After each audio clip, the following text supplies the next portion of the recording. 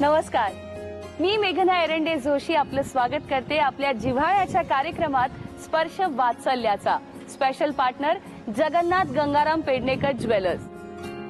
स्पर्श वात्सल्याचा आणि झी युवा टीम तर्फे सर्व रसिक प्रेक्षकांना दसऱ्याच्या हार्दिक शुभेच्छा. लहान मुलांना काय हवं असतं? एक हक्काचा मित्र जो त्यांचं सगळं ऐकून घेईल आणि त्यांना समजून घेईल. या कार्यक्रमातही मी तेच करणार आहे. त्यांच्यामधलीच एक होऊन त्यांच्या मनातलं जाणून घेणार आहे. चला तर मग भेटूया अभिनेता शशिकांत केरकरला आणि त्याच्या मुलाला स्मित केरकरला. माझं नाव आहे स्मित शशिकांत केरकर. माझ्या शाळेचं नाव बालमोहन विद्या मंदिर. माझा एकच बेस्ट फ्रेंड आहे, बाबा. स्पर्श वात्सल्याचा, स्पर्श वात्सल्याचा, स्पर्श वात्सल्याचा.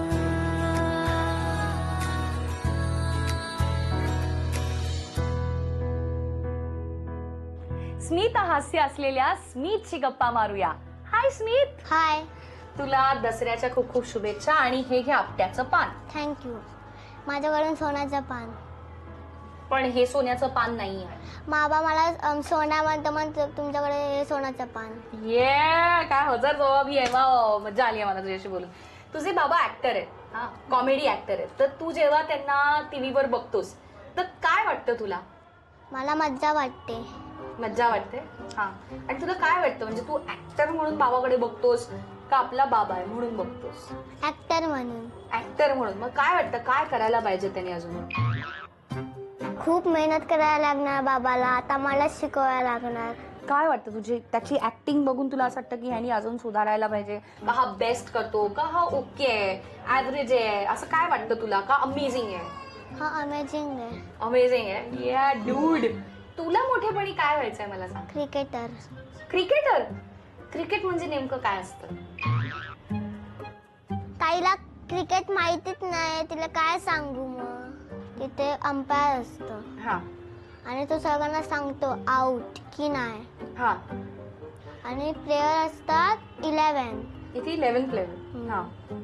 आणि 6 4 असतात, त्याच्यावर रन नाही धावू शकत. 6 किंवा 4 मारायची. आणि मग 6 मारली आणि मी पळाले तर मला रन मिळणार नाही. का? मी पळाले ना, पण मला रन मिळाला पाहिजे. पण 6 मध्ये रन नसतो. आणि 4 मध्ये असतं? नाही. मग 4 मध्ये नसतं, फक्त बाकी शॉट मध्ये असतो. पण 6 मध्ये नसतो रन. आणि बाकीचे शॉट म्हणजे काय असतं? रन बी नसतं बाकी शॉट मध्ये, फक्त 6 4 सोडून नाही रन.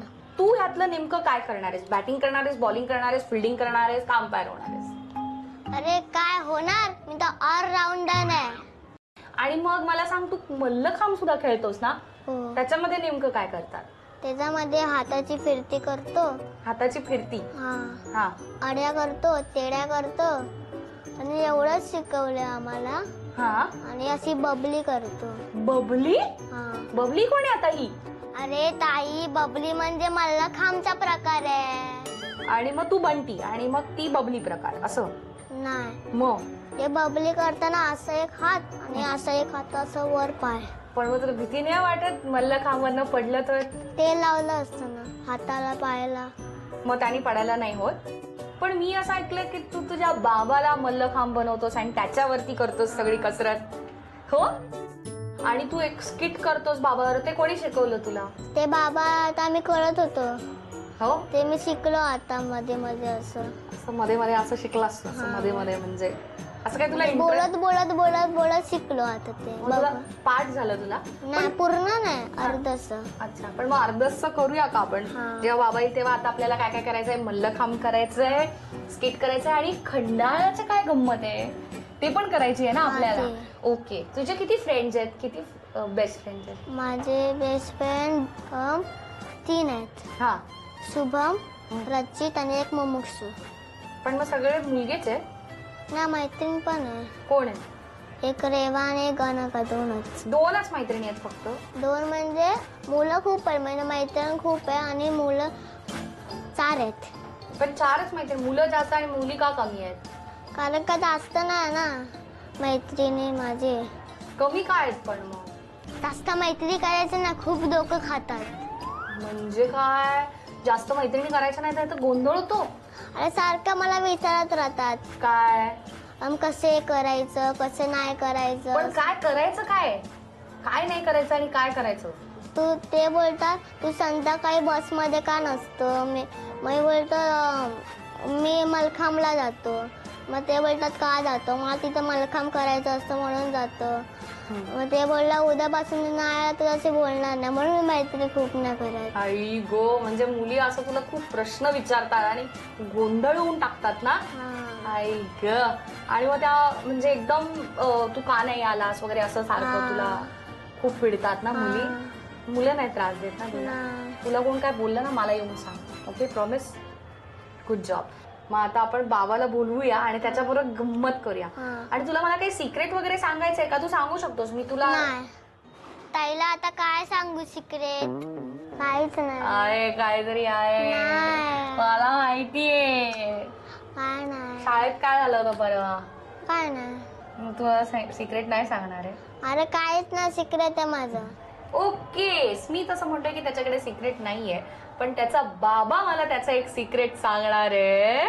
काय ते बाबाच सांगेल तुला. मला कळत नसेल की मला इतकं हसू काय येत आहे. तर इथे स्मितचा बाबा नाही तर त्याचा जुळा भाऊ आलाय. हे काय आहे, सेम सेम कपडे. असं तुम्ही नेहमी असे कलर कॉर्डिनेटेड असता. हो, म्हणजे ह्याचं असं म्हणणं असतं की जे तू घालणार ना बाबा तेच कपडे मला पण पाहिजेत, तसेच पाहिजेत मला. तुला काय वाटतं हे असं सेम आहे का, नक्की कशामुळे तुम्ही हे आज असे कपडे घातलेत. गणपतीचं आगमन असतं म्हणून. गणपतीचं आगमन असतं म्हणजे काय, काय म्हणजे त्याने तर पोल खोललेली आहे खरं तर ह्या कपड्यांचं. म्हणजे की कसं असतं की सार्वजनिक गणपती असतो दरवर्षी प्रत्येक एरियामध्ये. तसं आमच्या कॉलनीमध्ये पण सार्वजनिक गणपती.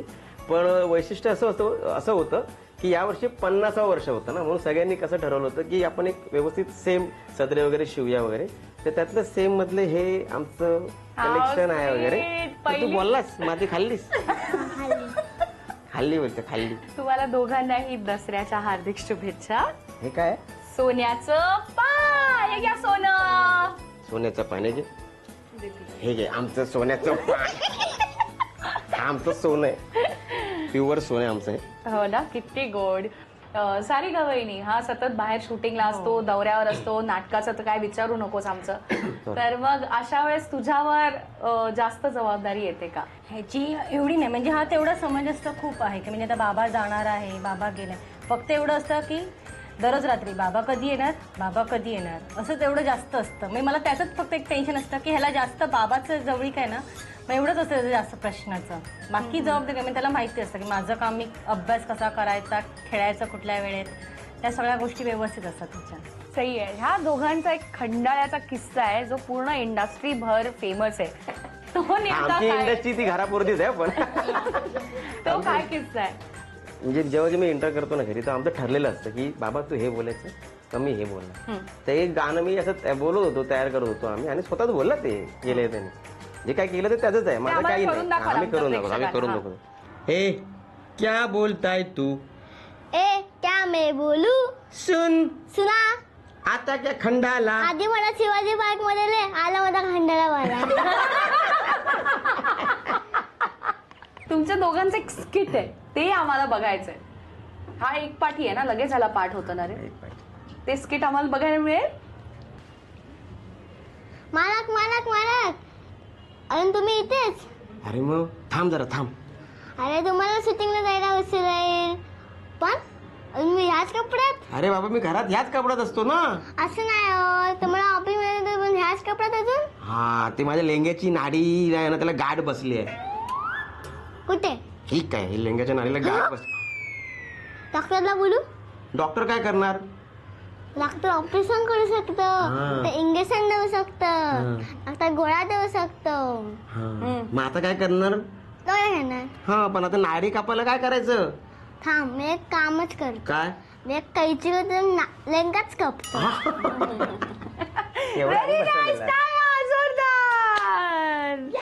Good job. बघितलं ना, फुल एकदम कॉन्फिडेंटली हे स्किट त्यांनी करून दाखवलंय. शशी आणि मी नेहमीच झी टॉकीज कॉमेडी अवॉर्ड्स मध्ये असतो आणि तेव्हा त्यांनी मला सांगितलेलं की माझा मुलगा ना माझ्यासाठी लकी मॅस्कॉट आहे. तर तेव्हा तू असं का म्हणला होतास ते मला ऐकायचंय. दुखलं काय? नाही ना. जेव्हा आमचं लग्न झाल्यानंतर पण माझी परिस्थिती तशी नव्हती.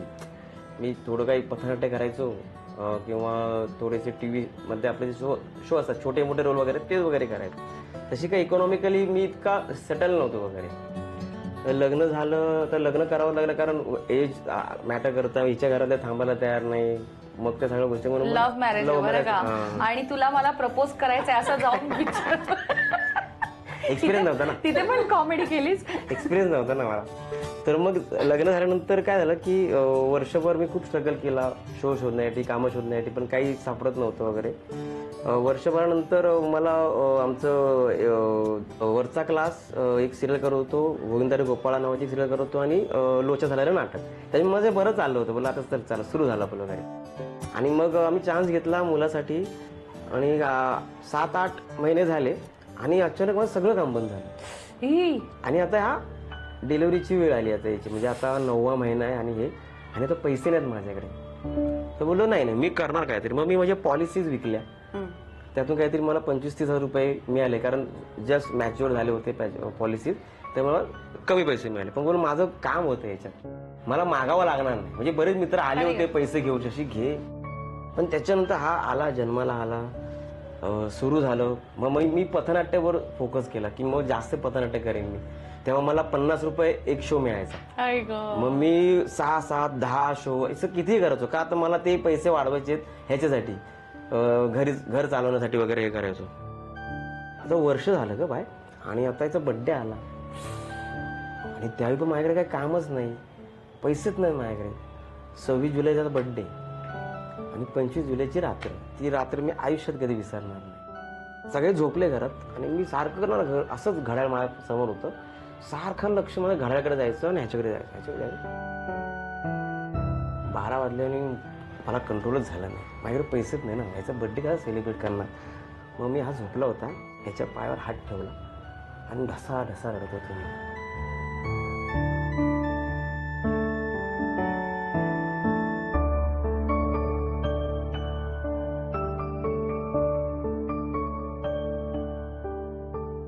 माझ्या पिल्लूचा पहिला बड्डे आहे आणि मी बाप आहे त्याचा आणि मी बड्डे सेलिब्रेट करू शकत नाही. खूप रडलो आणि रडणं पण कसं होतं माहितीये का एकदम सायलेन्स म्हणजे कोणाला कळता का म्हणा की मी रडतोय म्हणून. मी खूप पण रडतोय याच्या पायावर हात ठेवून की पिल्लू सॉरी तुझ्या बापाकडे पैसे नाहीत. तू जे बोलशील ते पुढच्या बड्डे पासून तुला मी सगळं देणार आहे. आणि त्याच्यानंतर जे काय माझं सुरू झालं ना ते याच्यामुळेच याचा पायगुर म्हणजे मला बरेच जण तेव्हा बोलत होते की अरे बाळ झालं की मग सगळं सुरू होतं वगैरे. पण काय बाळ झाल्यानंतर मग वर्षभर काही नव्हतं. त्याच्यामुळे मी तसाही थोडासा इमोशनल झालो होतो की अरे काहीच होत नाही वगैरे. पण त्याच्यानंतर जे काय सुटलोय ना मी तर सगळं ह्याच्यामुळे. म्हणजे मी हिला नंतर बोलतो पण की आता तू माझ्यासाठी नाही आहेस कोण नाही आता माझ्यासाठी कोण नाही. हा जे काय करणार ते मी याच्यासाठी करणार. म्हणजे सेव्हिंग असून दे किंवा काय जे काय असेल ते मी याच्यासाठी करणार बाकी कोण नाही. तर मग त्याच्यानंतर मी आतापर्यंत मागे वळून बघितलं नाही.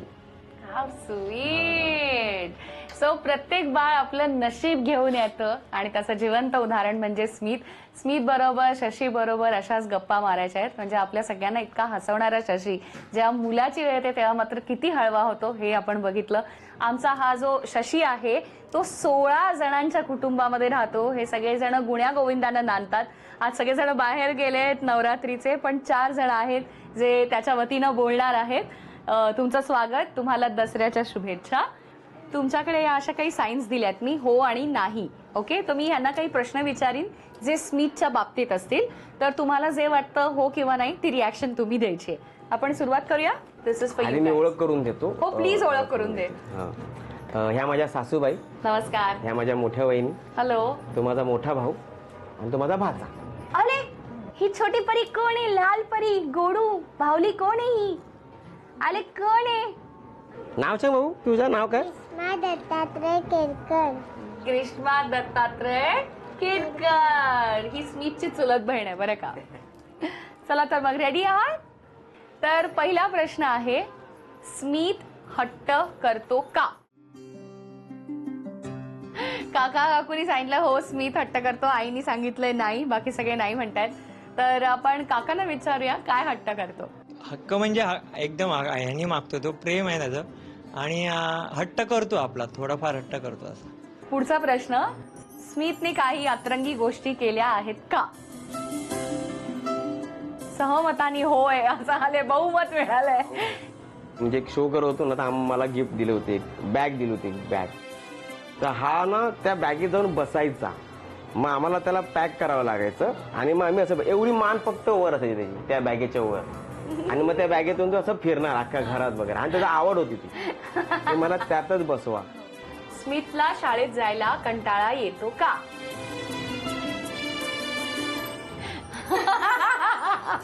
तुला काय असं वाटतं की त्याला कंटाळा येतो? कधी कधी म्हणजे असं कंटाळा असं नाही, पण कधी कधी येतो त्याला. त्याला कंटाळा असं नाही, त्याला सकाळी ना उठण्याचा त्रास. हा, ते झोपण्याचा कंटाळा.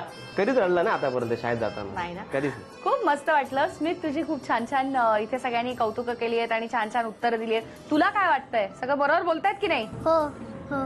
राईट. सो हो आणि नाही तर सॉलिड रंगलाय. आता पुढचा गेम कसा रंगतोय ते बघूयात. तर गेमसाठी तयार आहात? आपल्याकडे हे काही नट्स आहेत.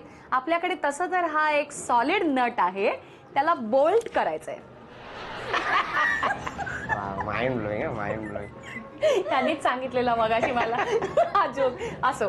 तर तुम्हाला काय करायचंय, हात न लावता एक एक नट काढायचा आहे आणि पुढचा नट त्याच्यावरती रचायचा आहे. असं करत करत ज्याचा मनोरा मोठा असेल तो ही राऊंड जिंकेल.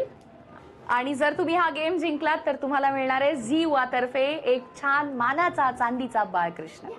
सो हात न लावता मनोरा रचायचा आहे नट्सचा. R you ready? ह्यासाठी मिळणार आहे 2 मिनिटं. Your time starts now.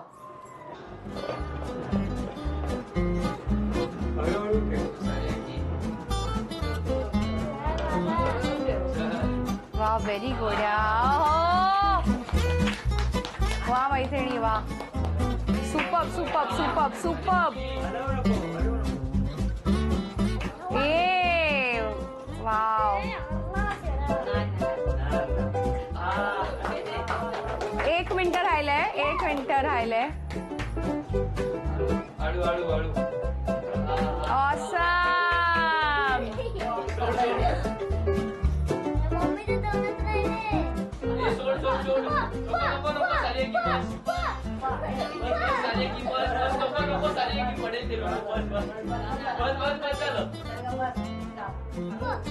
Woo! 10, 9, 8, 7, 6, 5, 4, 3, 2, 1. Stop, stop, stop, stop, stop, stop. 1 2 3 4 5. आणि आईचा स्कोर काय? बाबाचा 5. 1 2 3 4 5 6. झी युवातर्फे तुम्हाला मिळतोय हा मानाचा चांदीचा बाळकृष्ण. थँक्यू.